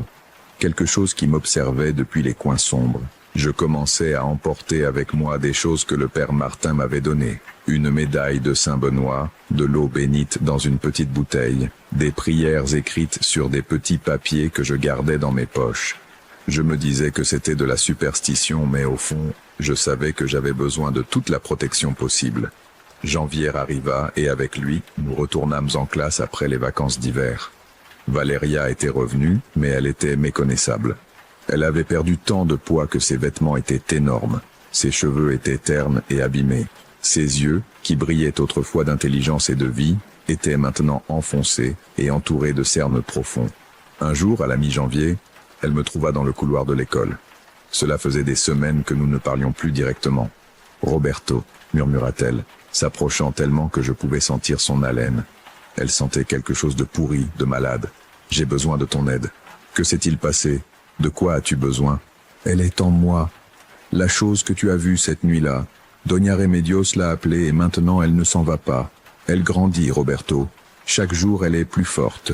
Bientôt, il ne restera plus rien de moi. Nous devons l'en sortir. Le père Martin peut t'aider. »« Non, » m'interrompit-elle, saisissant mon bras avec une force surprenante. « Il n'y a aucun moyen de l'en sortir sans me tuer. Elle est très enracinée. Mes parents ne me croient pas. Les médecins ne comprennent pas. Tu es le seul qui peut la voir, qui peut comprendre. Que veux-tu que je fasse ?» Ses yeux se remplirent de larmes. « Quand je ne serai plus moi, quand cette chose prendra le contrôle complet, je veux que tu le racontes. Que tu dises aux gens ce qui s'est vraiment passé.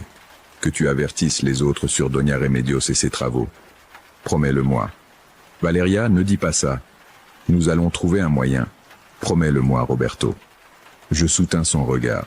J'acquiesçai. « Je te le promets. » Elle sourit faiblement. Pendant un instant, j'ai vu un éclat de la fille que j'avais connue en septembre. Puis elle s'éloigna dans le couloir sans se retourner. Ce fut la dernière fois que je la vis marcher de son plein gré. 2 jours plus tard, Valéria a eu un effondrement en plein cours de mathématiques. Elle a commencé à convulser, à parler dans des langues que personne ne connaissait. Il a fallu la force de 3 enseignants pour la maintenir. L'ambulance l'a emmenée à l'hôpital régional. J'ai voulu lui rendre visite, mais on ne m'a pas laissé entrer. De l'extérieur de sa chambre, je pouvais entendre des cris. Ce n'étaient pas des cris normaux. Ils étaient gutturaux, animaux. Et parmi les cris, j'entendais des rires. Des rires qui n'étaient pas de ce monde. Les médecins ne savaient pas quoi faire. Les médicaments ne fonctionnaient pas. Valéria arrachait les voies intraveineuses. Elle mordait les infirmières. Elle parlait dans des langues anciennes que aucun traducteur n'a pu identifier. Finalement, désespérés, ses parents ont accepté que le père Martin essaie un exorcisme. On ne m'a pas permis d'être présent, mais le père Martin m'a raconté ensuite ce qui s'est passé. Il est entré dans la chambre avec de l'eau bénite, des crucifix, la Bible. Il a commencé les prières du rituel romain d'exorcisme. La chose à l'intérieur de Valéria se moquait de lui. Elle parlait un latin parfait, se moquant de ses prières. Elle fit léviter le lit à plusieurs mètres du sol. Elle fit voler des objets dans la pièce. Le père Martin continua avec les prières, pendant des heures, jusqu'à ce que sa voix devienne rauque. Mais à la fin, cela n'a pas fonctionné. L'entité était trop forte.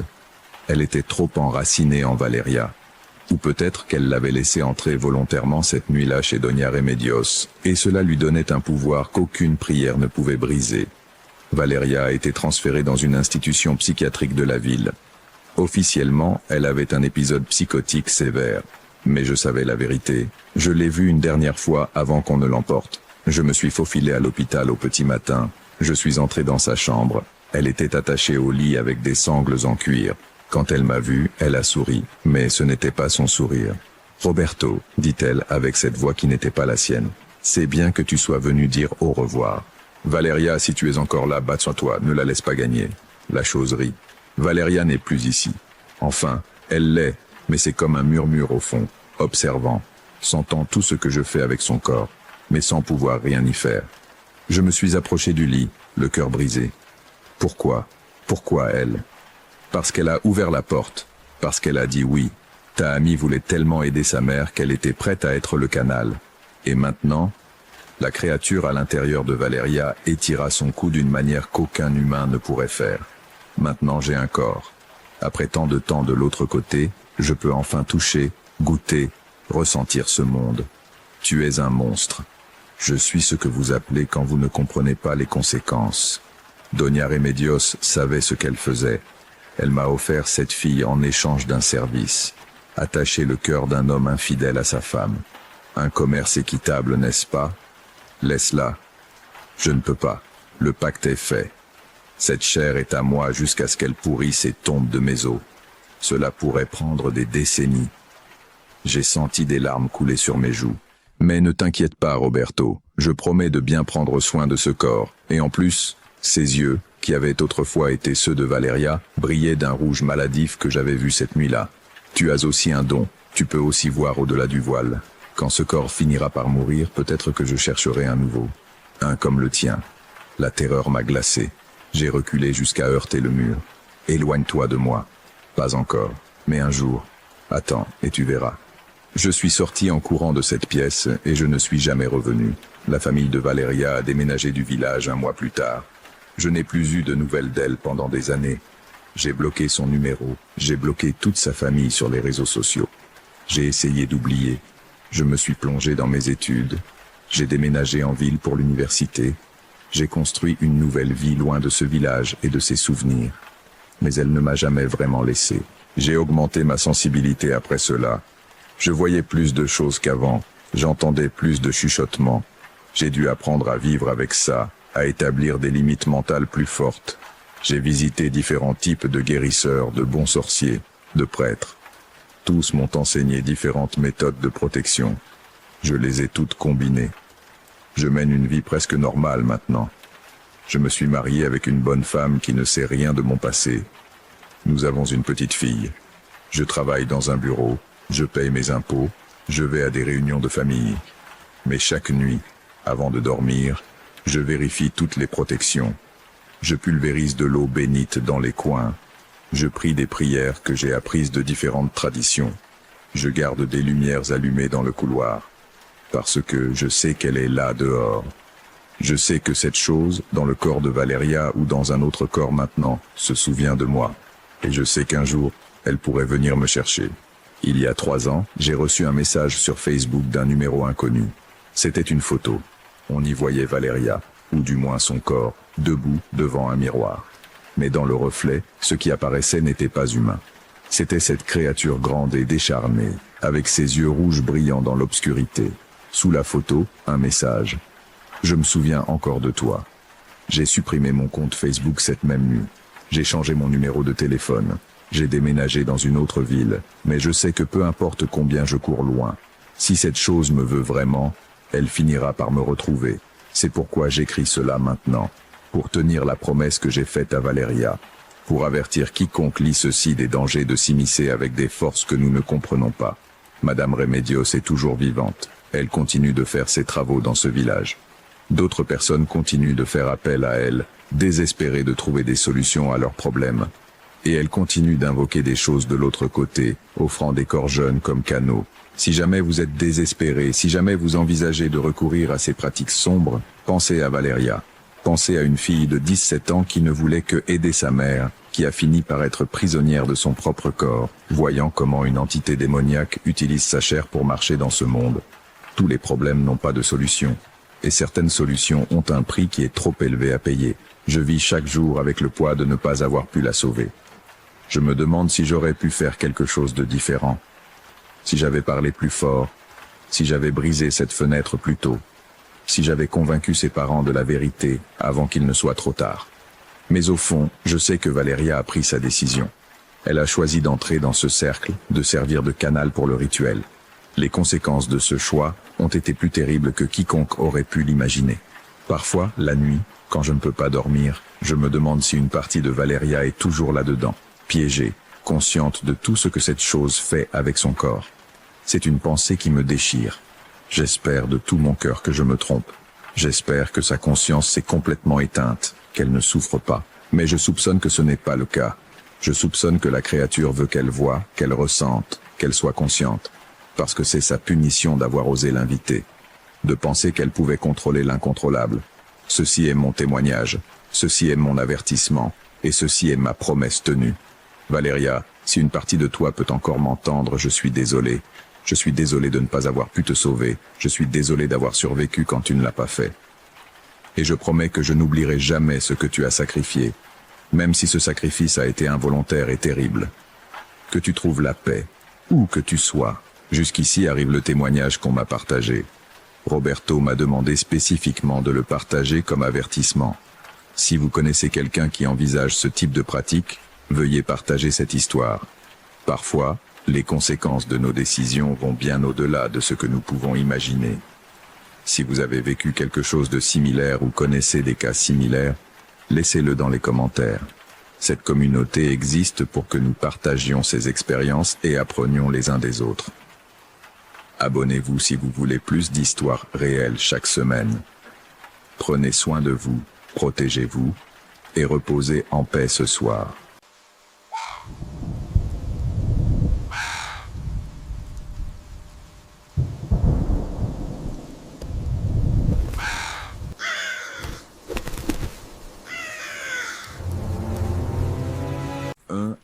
Infirmier R, qui travaille comme infirmier R de nuit, m'a envoyé ce récit il y a quelques jours. Elle préfère rester anonyme, et je le respecte complètement.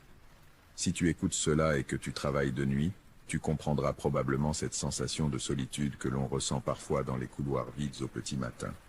Si quelque chose d'inexplicable t'est arrivé lors de ton travail de nuit, raconte-le-moi dans les commentaires. Je suis fasciné par les expériences partagées, surtout celles de ceux qui travaillent quand le reste du monde dort. Maintenant, laisse-moi te raconter ce qui est arrivé à cet infirmier dans un hôpital de Buenos Aires, lors d'une nuit qui a changé à jamais sa façon de voir sa profession. Je travaille comme infirmier R depuis 11 ans.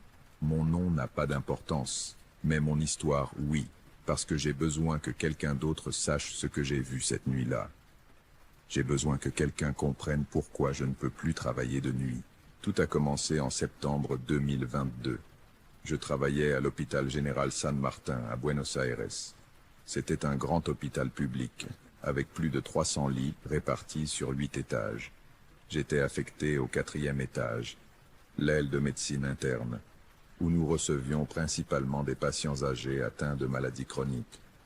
Le service de nuit était de 10 heures du soir à 6 heures du matin. À cette heure-là, l'hôpital se transformait.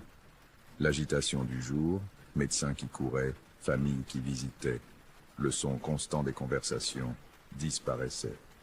Il ne restait que le bourdonnement des machines, les bips occasionnels des moniteurs et le silence lourd qui n'existe que dans les hôpitaux la nuit. J'appréciais ce service étrangement. Il payait mieux et il y avait moins de supervision, moins de bureaucratie. On pouvait faire son travail tranquillement, prendre soin de ses patients sans les interruptions constantes du jour. Le 4e étage comptait 40 lits répartis dans 20 chambres. Pendant mon service, il y avait généralement entre 20 et 30 patients hospitalisés. Je travaillais avec une autre infirmière, Daniela, et un médecin de garde qui tournait entre plusieurs étages. La chambre 427 m'avait toujours mis mal à l'aise. Je ne sais pas pourquoi. Il n'y avait rien objectivement de mal avec elle. C'était une chambre standard, 2 lits, une fenêtre donnant sur le parking, une salle de bain partagée, les murs typiques, couleur crème institutionnelle. Mais il y avait quelque chose dans l'air de cette chambre, quelque chose de froid, quelque chose qui donnait envie de partir rapidement.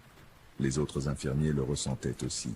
Nous n'en discutions jamais ouvertement, mais je remarquais comment tous évitaient de passer du temps inutilement là-bas. On entrait, on faisait ce qu'on avait à faire, et on sortait. En mis 11 años en ese hospital, había escuchado rumores. Siempre hay rumores en los hospitales viejos. Historias de fantasmas, de pacientes que murieron en circunstancias extrañas, de luces que se encienden solas. Yo nunca les presté atención. Soy un hombre de ciencia. Creo en lo que puedo ver, tocar, medir. O al menos eso creía hasta aquella noche de septiembre. Era un miércoles. Recuerdo que había llovido durante todo el día y la ciudad olía a asfalto mojado. Llegué a mi turno a las 10, como siempre. Me cambié a mi uniforme azul. Revisé los reportes del turno anterior y comencé mis rondas. Esa noche teníamos 23 pacientes. La mayoría estaban estables. Algunos dormían con ayuda de sedantes. Otros miraban televisión en sus habitaciones, el resplandor azulado iluminando sus rostros cansados. La chambre 427 avait 2 patients. Sur le lit A se trouvait Monsieur Germain Flores, un homme de 72 ans souffrant d'insuffisance cardiaque congestive. C'était un patient doux, toujours souriant malgré son état. Sur le lit B se trouvait Madame Béatrice Navarro, 84 ans, en train de se remettre d'une pneumonie. Je suis entré dans la chambre vers 11 heures pour vérifier ses signes vitaux. Monsieur Flores était éveillé, lisant un livre sous la lumière tamisée de sa lampe individuelle. « Bonsoir, Don German », ai-je dit avec un sourire. « Comment vous sentez-vous ?»« Bien, bien », a-t-il répondu d'une voix rauque. « Je ne peux pas dormir. Le cœur bat très vite ce soir. » J'ai vérifié son moniteur. Effectivement, il avait une tachycardie légère. Rien d'alarmant, mais notable. « Vous avez mal aux poitrines ?»« Non, il bat juste vite. Et il y a autre chose. » Il a hésité.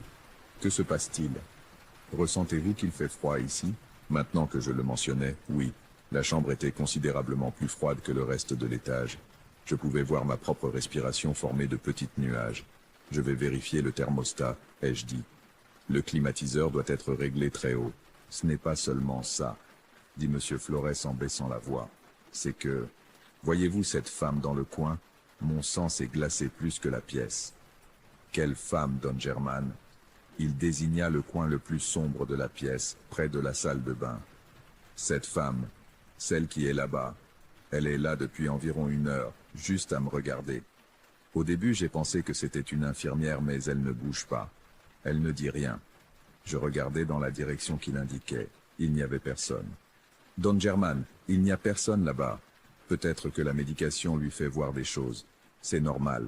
Je sais ce que je vois, insista-t-il d'une voix ferme malgré son âge.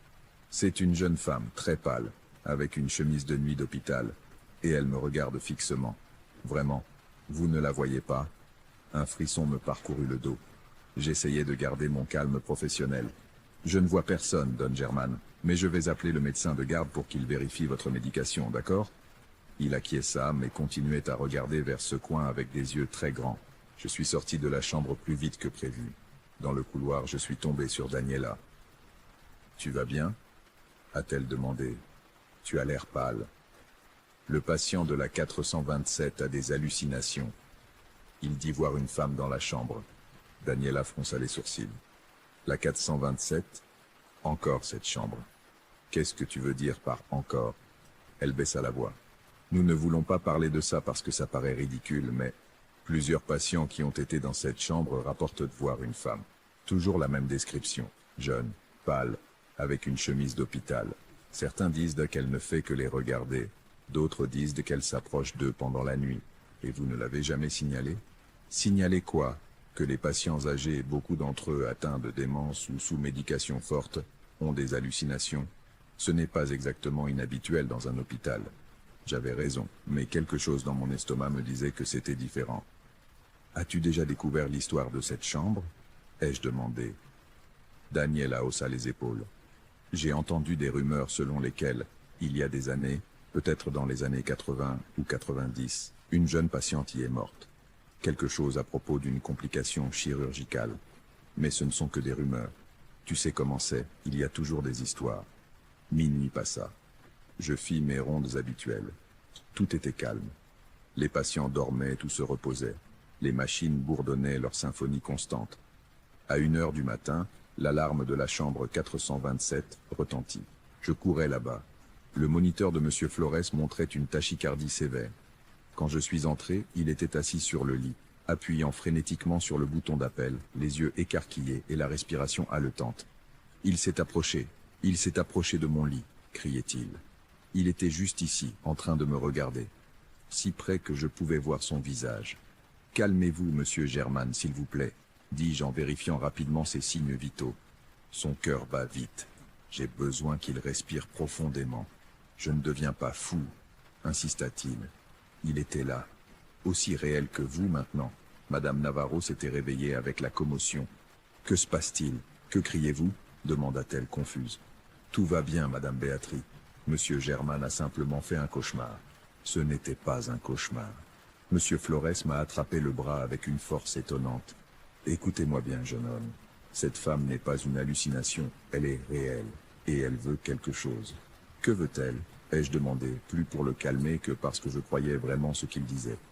Je ne sais pas, mais quand il s'est approché, il a ouvert la bouche comme s'il allait parler. Et j'ai pu voir. Il hésita, tremblant. Il n'avait pas de langue. Sa bouche était vide, juste l'obscurité. L'image était si vivante, si précise qu'elle m'a fait douter. Pourquoi inventer ce détail? Je lui ai administré un léger sédatif sur ordre du médecin de garde. Monsieur Flores s'est finalement calmé et s'est endormi. Mais avant de fermer les yeux, il m'a dit quelque chose que je n'ai pas pu oublier. Ne travaillez plus dans cette chambre, il y a quelque chose de mauvais ici. Quelque chose qui n'a pas trouvé la paix. Je suis sorti de la chambre en me sentant inquiet. Le couloir était sombre sauf par les lumières de secours. Je pouvais entendre le bourdonnement de la climatisation et mes propres pas sur le linoléum. J'ai décidé de vérifier les dossiers. S'il y avait vraiment une jeune patiente morte dans cette chambre, il devait y avoir un enregistrement.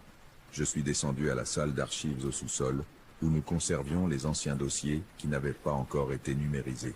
Avec l'aide d'une employée administrative qui travaillait de nuit, j'ai trouvé ce que je cherchais. Avril 1994. Patiente. Sofia Romero. Âge 26 ans. Chambre 427. J'ai éteint les lumières et je suis resté là, dans l'obscurité, avec l'oreille collée au mur. Au début, rien. Juste le son étouffé des moniteurs de l'autre côté. Puis, je l'ai entendu. Doucement au début, presque imperceptible. Des pleurs. Un sanglot étouffé, comme si quelqu'un essayait de pleurer sans faire de bruit. Cela venait de la chambre 427. Je me suis éloigné du mur, le cœur battant à tout rompre. Était-ce Monsieur Flores, Madame Navarro? Mais cela semblait différent. Plus jeune, plus désespéré. Je suis sorti de la chambre 425 et j'ai marché vers la 427. Les pleurs devenaient plus forts. Cela venait définitivement de là. J'ai posé ma main sur la poignée, hésitant. Puis, les pleurs se sont arrêtés brusquement. Et une voix, claire, féminine, désespérée, a parlé de l'autre côté de la porte. « Aide-moi !» Ma main s'est figée sur la poignée. Ce n'était pas la voix de Madame Navarro. Ce n'était pas celle de Monsieur Flores. C'était une autre personne. Quelqu'un qui ne devrait pas être là. S'il vous plaît, aidez-moi. Je ne peux pas parler. Je ne peux pas leur dire. Aidez-moi. Poussez la porte lentement. La pièce était éclairée uniquement par la lumière tamisée des moniteurs. Monsieur Flores dormait profondément, sédaté. Madame Navarro dormait également, sa respiration régulière et calme. Il n'y avait personne d'autre, mais la température était glaciale. Mon souffle formait des nuages denses devant mon visage. Et alors je l'ai vu. Dans le coin, où Monsieur Flores avait indiqué quelques heures plus tôt, il y avait une silhouette. C'était une jeune femme, exactement comme on l'avait décrite. Pâle, trop pâle, avec une chemise d'hôpital qui semblait décolorée. Ses cheveux foncés tombaient sur ses épaules, et elle me regardait avec des yeux qui semblaient infiniment tristes. Je ne pouvais pas bouger, je ne pouvais pas respirer, je ne pouvais que la regarder. Elle fit un pas vers moi, puis un autre. Ses pieds ne faisaient pas de bruit sur le sol. Elle ouvrit la bouche et essaya de parler, mais comme Monsieur Flores l'avait dit, elle n'avait pas de langue, juste l'obscurité dans sa bouche, juste le silence. L'image était si vivante, si précise qu'elle m'a fait douter. Pourquoi inventer ce détail? Je lui ai administré un léger sédatif sur ordre du médecin de garde. Monsieur Flores s'est finalement calmé et s'est endormi. Mais avant de fermer les yeux, il m'a dit quelque chose que je n'ai pas pu oublier. Ne travaillez plus dans cette chambre. Il y a quelque chose de mauvais ici. Quelque chose qui n'a pas trouvé la paix. Je suis sorti de la chambre en me sentant inquiet. Le couloir était sombre, sauf pour les lumières de secours. Je pouvais entendre le bourdonnement de la climatisation et mes propres pas sur le linoléum. J'ai décidé de vérifier les dossiers. S'il y avait vraiment une jeune patiente décédée dans cette chambre, il devait y avoir une trace. Je suis descendu à la salle d'archives au sous-sol où nous conservions les anciens dossiers qui n'avaient pas encore été numérisés. Avec l'aide d'une employée administrative qui travaillait de nuit, j'ai trouvé ce que je cherchais. Avril 1994. Patiente. Sofia Romero. Âge 26 ans. Chambre 427. Sofia était entrée pour une chirurgie de la thyroïde de routine. Mais quelque chose a terriblement mal tourné. Pendant l'opération, il y a eu des complications avec l'anesthésie. Elle a subi des lésions cérébrales par manque d'oxygène et est restée dans un état végétatif. Elle a été maintenue en vie par un support vital dans la chambre 427 pendant 3 mois pendant que sa famille décidait quoi faire. Finalement, ils ont débranché les machines. Sofia est morte dans cette chambre à 2h47 du matin le 15 juillet 1994. Il y avait une note dans le dossier écrite à la main par une infirmière, patient lucide dans les dernières minutes avant le décès. Elle a essayé de parler mais n'a pas pu en raison des lésions neurologiques. Elle semblait anxieuse. Elle est morte les yeux ouverts. J'ai fermé le dossier avec des mains tremblantes. Sofia Romero, 26 ans. Toute une vie devant elle, arrachée par une erreur médicale. Je suis retourné au 4e étage. Il était 2 heures du matin. Tout était calme. Je suis passé devant la chambre 427. La porte était fermée. Je pouvais entendre le doux ronflement de Monsieur Flores. J'ai décidé de faire quelque chose qui était probablement une stupidité. J'ai entré dans la chambre vide à côté, la 425, qui partageait un mur avec la 427. Je voulais écouter s'il y avait quelque chose d'inhabituel, un son qui pourrait expliquer les visions des patients. Mais d'une certaine manière, j'ai entendu sa voix dans mon esprit. Ce n'étaient pas des mots, c'était des sentiments, désespoir, peur, frustration, la terreur absolue d'avoir quelque chose d'urgent à dire et de ne pas pouvoir le faire, d'être piégé, invisible, ignoré. Je voulais lui dire quelque chose, je voudrais qu'il sache. Elle a tendu la main vers moi, je tremblais. Et alors, aussi soudainement qu'elle était apparue, elle a disparu, comme de la fumée, comme si elle n'avait jamais été là. Je suis resté là, dans l'obscurité, avec les jambes qui tremblaient si fort que j'ai dû m'appuyer contre le mur. Je suis sorti de la pièce, et je suis allé directement au fichier de mon ordinateur. J'ai cherché tout ce que je pouvais sur Sofia Romero. J'ai appelé une collègue qui avait travaillé à l'hôpital dans les années 90. Je lui ai demandé des nouvelles du dossier. « Oh, ce cas, dit-il avec un soupir. C'était terrible. Erreur d'anesthésie. L'anesthésiste a mal dosé. La fille est restée dans un état végétatif. Mais le pire, c'est qu'il y avait des preuves qu'elle pouvait entendre, qu'elle était consciente là-dedans, piégée dans son propre corps, mais personne ne s'en est rendu compte. Elle est morte consciente mais incapable de communiquer. C'était l'horreur. Sofia était consciente pendant 3 mois, écoutant tout, ressentant tout, mais totalement incapable de bouger ou de parler. Et elle est morte ainsi, avec quelque chose à dire mais sans moyen de le faire. Était-ce cela qui restait? Son désespoir de communiquer, si fort qu'il transcendait la mort? Je ne le sais pas. Je ne peux pas le savoir. Ce que je sais, c'est que cette nuit-là, après ma rencontre, quelque chose a changé dans la chambre 427. Les patients ont cessé de rapporter des visions. La température est revenue à la normale. C'était comme si enfin quelqu'un l'avait entendu, comme si cela suffisait. Mais je n'ai pas pu continuer à y travailler. J'ai demandé mon transfert en équipe de jour. Et après 6 mois, j'ai quitté cet hôpital complètement. Parce qu'à chaque fois que je fermais les yeux, je la voyais, son expression désespérée, sa bouche s'ouvrant dans un cri silencieux, ses mains tendues, suppliant. Maintenant je travaille dans un nouvel hôpital, plus moderne, sans histoire, sans chambres hantées. Mais parfois, dans le silence profond de la nuit, quand je suis seul dans les couloirs, j'entends un cri lointain. Et je me demande combien d'autres voix sont là dehors, piégées, attendant désespérément que quelqu'un les entende. Combien d'histoires sont restées non racontées? Combien de supplications sont restées sans réponse? Voici le témoignage que cet infirmier m'a partagé. Il m'a dit qu'écrire cela l'avait aidé à traiter ce qu'il avait vécu, même s'il n'a pas encore toutes les réponses. Si vous travaillez dans le domaine de la santé, et que vous avez vécu quelque chose de similaire, ou si vous avez déjà ressenti des présences dans des endroits où il y a eu de la souffrance, j'aimerais que vous le partagiez dans les commentaires. Parfois, ces expériences doivent être validées, elles doivent être écoutées. Merci de m'avoir accompagné dans cette histoire. Prends bien soin de toi, et repose-toi bien. On se retrouve à la prochaine.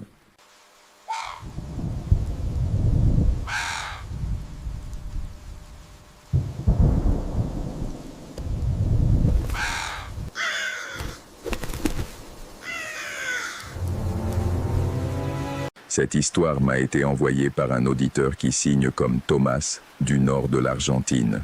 Il m'a écrit qu'il essaie depuis 3 ans de trouver une explication et qu'il a déjà abandonné. Ce qui lui est arrivé s'est produit quand il avait 40 ans, dans un hôtel de montagne où il a séjourné une seule nuit pour le travail.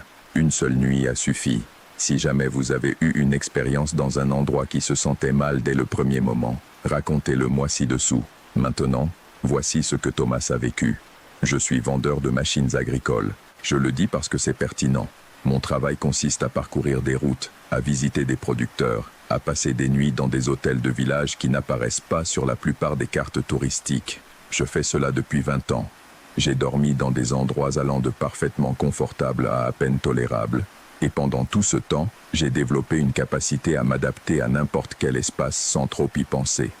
J'entre, je laisse ma valise, je prends une douche, je dors. Le matin suivant, je pars. Les hôtels sont des chambres interchangeables, rien de plus. C'est pourquoi ce qui m'est arrivé à l'hôtel de Cañada Oscura est si difficile à assimiler même maintenant, 3 ans plus tard. Parce que je ne suis pas suggestible, je ne cherche pas ces choses. Je n'avais aucune raison pour que mon esprit fabrique ce que je vais décrire.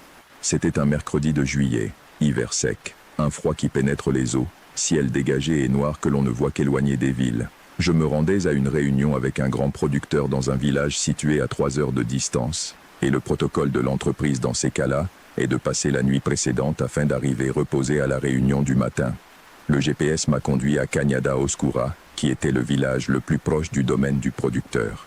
Je suis arrivé vers 9 heures du soir. Le village était petit même selon mes critères. Une avenue principale avec quelques commerces fermés, une station-service, une église et l'hôtel. L'hôtel s'appelait simplement Hôtel del Camino. C'était un bâtiment de 2 étages, de ceux construits dans les années 70, qui n'ont jamais réussi à se décider entre être fonctionnels ou avoir du caractère, et qui, dans le processus, n'ont réussi aucune des deux choses. Façade en briques apparentes, enseigne avec des lettres en plastique éclairées, un parking en terre à l'avant où se trouvaient 3 autres véhicules. Je suis entré.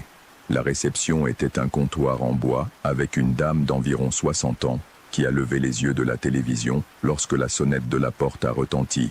« Bonsoir. Une chambre, s'il vous plaît. » Elle m'a donné un formulaire à remplir, a traité ma carte et m'a passé une clé avec un porte-clés en plastique sur lequel le numéro 12 était écrit au marqueur. « 2e étage, au fond du couloir, a-t-elle dit. Le petit déjeuner est de 7 à 9. Merci, ai-je dit. Monsieur, a-t-elle dit alors que je commençais déjà à me retourner. Je me suis arrêté.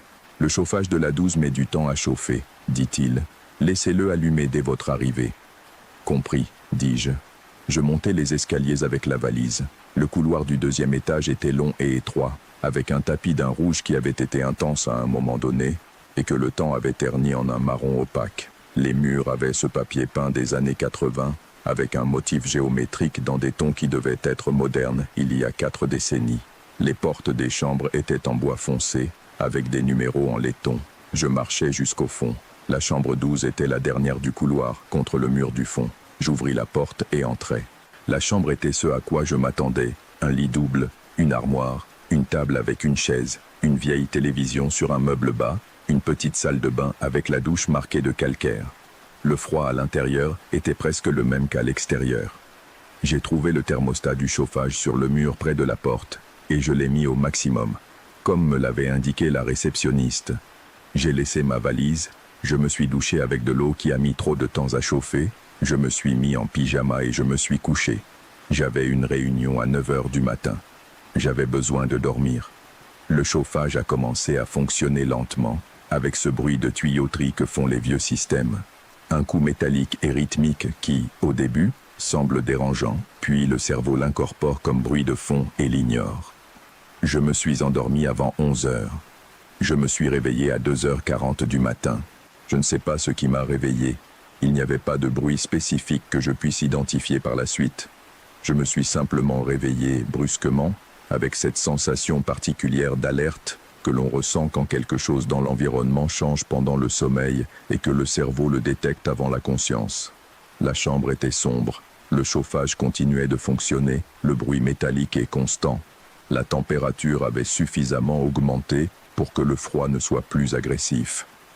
Je suis resté immobile dans le lit, regardant le plafond, laissant ma conscience se réveiller complètement. Je ne ressentais rien d'anormal en particulier. Juste cet état d'alerte sans objet spécifique que le réveil brusque peut parfois apporter dans un endroit inconnu. Puis, j'ai entendu la respiration. Elle était lente, régulière, le rythme de quelqu'un qui dort ou de quelqu'un qui veut sembler endormi. Et cela venait de la chaise qui était dans le coin, à côté de la table, à environ 2 mètres du lit. Je me suis levé dans le lit très lentement, essayant de ne pas faire de bruit, et j'ai regardé vers le coin. Dans l'obscurité, j'ai pu distinguer la silhouette de la chaise. Et sur la chaise, il y avait quelque chose assis. Je n'ai pas pu voir les détails. Il faisait trop sombre pour ça. Mais la silhouette était indéniable. Quelque chose qui occupait l'espace de la chaise avec un volume correspondant à celui d'une personne assise, avec ce qui semblait être une tête légèrement inclinée vers l'avant, comme quelqu'un qui dort assis. Je suis resté absolument immobile. La respiration a continué, lente, régulière, sans variation. J'ai tendu le bras vers la table de nuit, à la recherche de l'interrupteur de la lampe. Je l'ai trouvé et je l'ai pressé. La chambre a été illuminée par la lumière tamisée de la petite lampe de la table de nuit. La chaise était vide. Je suis resté à la regarder pendant un temps que je ne savais pas mesurer. La chaise en bois simple, avec le dossier droit, complètement vide. La table derrière, avec le verre d'eau que j'avais mis là avant de m'endormir, intact. J'ai écouté. Silence, sauf pour le chauffage. Je me suis levé et j'ai vérifié la salle de bain. Vide. Le placard. Vide. J'ai regardé sous le lit. Rien. La porte de la chambre était toujours verrouillée de l'intérieur, la chaîne de sécurité mise comme je l'avais laissée. Il n'y avait personne. Je me suis assis au bord du lit avec la lampe allumée et j'ai essayé de penser calmement. Il était possible que j'aie été à moitié endormi et que l'obscurité et un angle particulier des ombres aient créé une illusion. Il était possible que la respiration que j'avais entendue soit un bruit du chauffage ou du bâtiment que mon cerveau somnolent avait interprété autrement. Tout était possible. Je me suis allongé à nouveau avec la lampe allumée et j'ai mis un long moment à me rendormir. Quand je l'ai fait, j'ai rêvé. Dans le rêve, j'étais dans la même chambre, mais elle était différente, plus ancienne, avec des meubles différents, avec un papier peint qui n'était pas le même. Il y avait une fenêtre où je me souvenais qu'il y avait un mur, et par cette fenêtre entrait une lumière qui ne correspondait à aucune heure de la journée. Dans la chaise du coin, un homme était assis. Je le voyais de dos. Il était plus âgé, avec des cheveux blancs, et la posture voûtée de quelqu'un qui a porté des poids pendant longtemps. Il portait des vêtements qui n'étaient pas de cette époque. Ce genre de vêtements de travail que portaient les hommes de la campagne il y a 50 ou 60 ans. Il ne bougeait pas. Dans le rêve, je m'approchais de lui avec cette logique particulière des rêves où l'on fait des choses que l'on ne ferait pas à l'éveil. Je marchais jusqu'à être juste derrière lui. Et il parla sans se retourner. « Je ne devrais pas être dans cette chambre, dit-il. La voix était vieille et sèche, comme du papier qui se déchire. Pourquoi ? Demandai-je dans le rêve. Parce que cette chambre est déjà occupée, dit-il. Je me réveillais, il faisait jour. La lumière passait à travers les volets et la lampe de la table de nuit restait allumée, pâle et inutile face à la lumière du matin. L'horloge du téléphone indiquait 7h15. Je me suis levé, j'ai pris une douche, je me suis habillé et je suis descendu prendre le petit déjeuner. La dame de la réception s'occupait aussi de la salle à manger. Il y avait 2 autres personnes prenant leur petit déjeuner à des tables séparées, des hommes ayant une apparence similaire à la mienne, des voyageurs ou des travailleurs de passage. J'ai pris un café et des croissants à une table près de la fenêtre et j'ai regardé la rue principale du village qui commençait à s'éveiller avec la lenteur des petits endroits en hiver. Quand la dame est venue m'offrir plus de café, j'ai pris la décision de lui poser une question. Une question, ai-je dit. La chambre 12 a-t-elle quelque chose de particulier ? Elle m'a regardé. Particulier dans quel sens ? Dans n'importe quel sens, ai-je dit. Y a-t-il quelque chose que je devrais savoir sur cette chambre ? La dame a posé la carafe de café sur la table avec plus de soin que nécessaire. Pourquoi le demandez-vous ? Parce que je me suis réveillé à 3 heures du matin en croyant qu'il y avait quelqu'un dans la chambre. Elle ne répondit pas immédiatement. Elle regarda vers les autres tables, comme pour vérifier que les autres clients n'écoutaient pas. « Avez-vous vu quelque chose ?» demanda-t-elle d'une voix plus basse. Une silhouette sur la chaise. Quand j'ai allumé la lumière, il n'y avait rien. La dame hocha lentement la tête, avec l'expression de quelqu'un qui n'est pas surpris, mais qui ne s'attendait pas à avoir cette conversation. Cette chambre a une histoire, dit-elle. Ce n'est pas quelque chose que nous mettons sur le panneau, comme vous pouvez l'imaginer.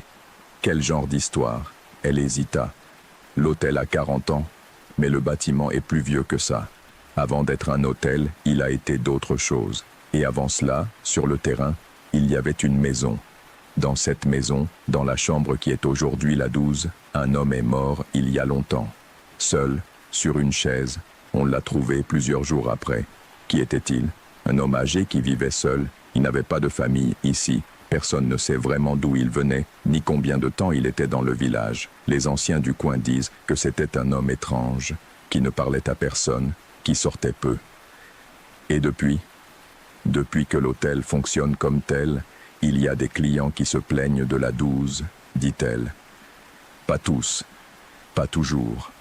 Mais de temps en temps, quelqu'un descend le matin avec cette expression que vous avez maintenant. Pourquoi continue-t-il à utiliser cette chambre? Elle me regarda avec quelque chose qui aurait pu être de la honte ou de la résignation. Parce que la plupart du temps, il ne se passe rien, dit-il.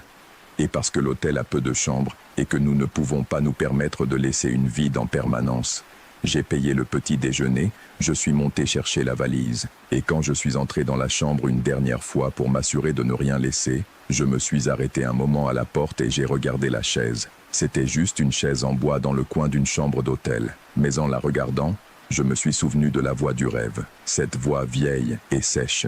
Cette chambre est déjà occupée. J'ai pris la valise et je suis parti. La réunion s'est bien passée. Le producteur a signé la commande dont j'avais besoin et je suis rentré chez moi cet après-midi-là par un chemin différent, évitant de passer par Cañada Oscura, même si cela ajoutait 40 minutes au voyage. Je ne sais pas si ce que j'ai vu dans cette chambre était le fantôme de l'homme qui était mort là des décennies auparavant. Je ne sais pas si les rêves peuvent être des visites ou s'ils ne sont que le cerveau qui traite ce qu'il a absorbé pendant la journée. Je ne suis pas le genre de personne qui a besoin que ces choses aient une étiquette pour pouvoir les porter. Ce que je sais, c'est que depuis cette nuit-là, quand j'arrive dans un hôtel et que j'entre dans la chambre, la première chose que je fais avant de poser ma valise, c'est de regarder la chaise, juste pour m'assurer qu'elle est vide. Jusqu'à présent, elle l'est toujours. Jusqu'à présent. C'est tout ce que Thomas a voulu raconter. Il m'a dit qu'il n'est jamais revenu se loger dans ce village et qu'il n'a pas l'intention de le faire. Je comprends parfaitement pourquoi. Si tu as eu une expérience dans un hôtel ou un lieu de passage que tu n'as jamais réussi à expliquer, j'aimerais la lire dans les commentaires. Ces histoires courtes sont parfois celles qui pèsent le plus. Et si ce soir tu es resté à écouter jusqu'ici, abonne-toi pour continuer à recevoir d'autres témoignages comme celui de Thomas. Bonne nuit. On se retrouve pour la prochaine histoire.